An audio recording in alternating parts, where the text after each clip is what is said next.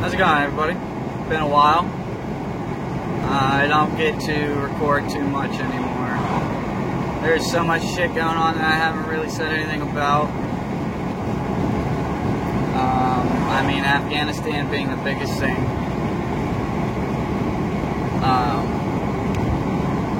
I mean, what do you say about the situation there? It's fucked up, man.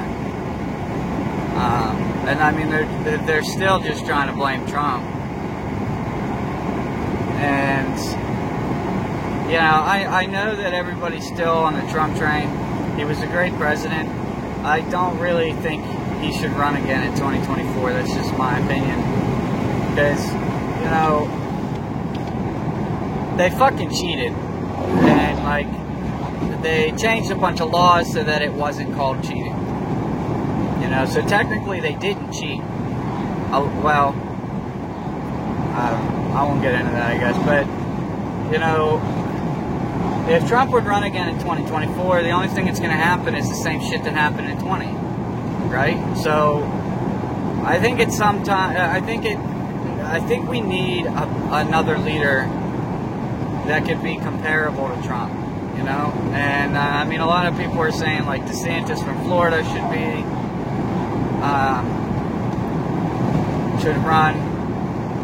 I don't think that would be a bad idea. I don't know much about the guy, but I mean, you know, look, it's not hard to get my vote. I just kind of expect you to uphold certain moral values that I thought were kind of, you know, common. And they are. Most of America think the same way that, you know, that like I say in my videos, all the stuff, all the topics that I speak about, my commentary on things. Most Americans agree. It's when you get to these colleges, when you get to these like these liberal educators that are educating these kids. Look, the problem is the generation coming up. I'll be 30 in January, and when I was 16, I thought just like these kids. I seen a post by Steven Crowder the other day, and he said, you know, now I fully understand why people say having kids makes you a full-blown conservative, because it does. And you know, because you want to leave a better world than what you came into for your kids. You don't want your kids to suffer because you didn't make the world a good place, you know, and you didn't support the right things. And that's the problem with these kids now, is they're just not old enough to understand things. They're being taught these things in school, and they're not doing really any research into it. And I'm sure that a lot of the educational material that they're being given is backing up this bullshit, this communist bullshit, you know? So it's a generational gap, it's a generational defect. These kids have been taught these things, and then they go out into the world, and they expect the world to coddle them just like their university did, and it's just not going to happen, you know? I don't know. I'm obviously in the car, and a song came on the radio by Rise Against. I enjoyed Rise Against's music. I still kind of do. Their first album was decent, you know, or maybe not their first. The Siren Songs of the Counterculture. And that just goes to show that, like, you know, I used to really enjoy this music, right?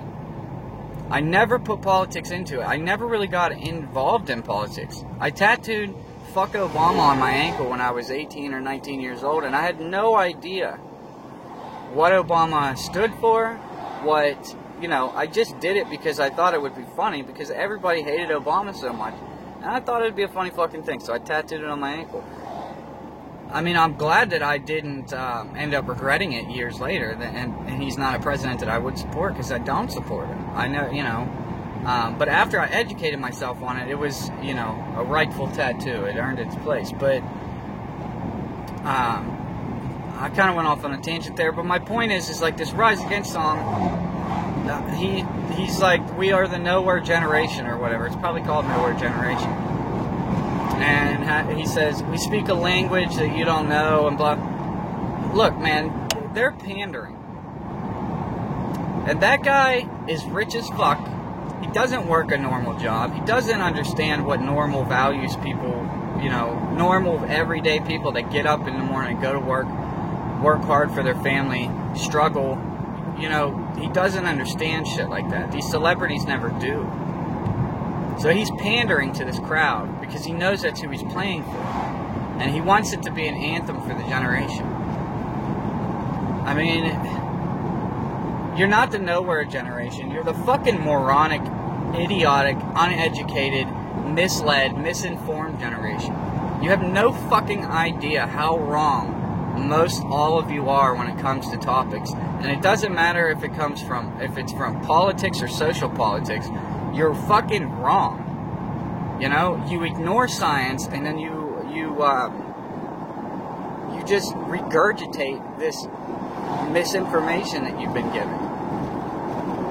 You know, if it's like on transgender issues, if you try to argue suicide rates or anything, they immediately shut down the conversation and don't want to talk about it. And that's because of the facts. They can't present any facts to go along with their argument. They only have their argument.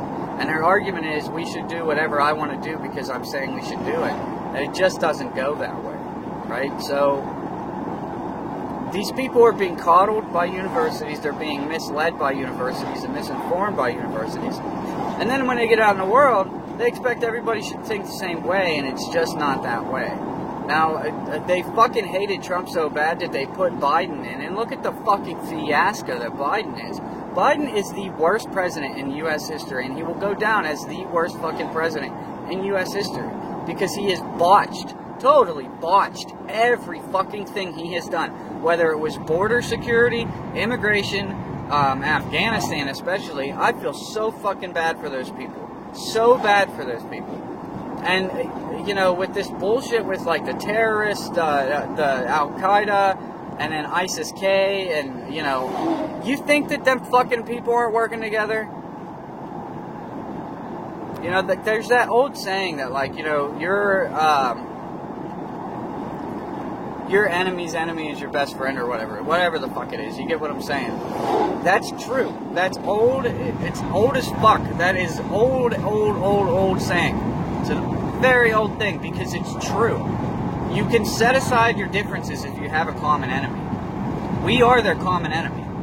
So, you think for a fucking second that they're not going to work together to fuck us up over there? They might fight. Right, they might not get along, but they don't fucking like America. It's death to America. That's what they believe. That's what ISIS believes. That's what these fucking Taliban believe. So, why wouldn't they work together? And we handed them billions of fucking millions of dollars of fucking infantry equipment. So why would... Biden botched the Afghanistan crisis. He botched it. And he's just a puppet. He's just a puppet to take the blame. He didn't call those shots. And not in the least bit did Biden call the shots on that, right? That blame, that fault lies with these so fucking radical left, far left advisors and personnel and that he has. It's not Biden. Biden can't even fucking think for himself. I don't know, man. We gotta get these fucking people out of office for sure. And I wouldn't be surprised if Biden gets impeached by his own party. You guys have a great day. I'll try to get it back to you here later or something. Have a good one. Stay safe.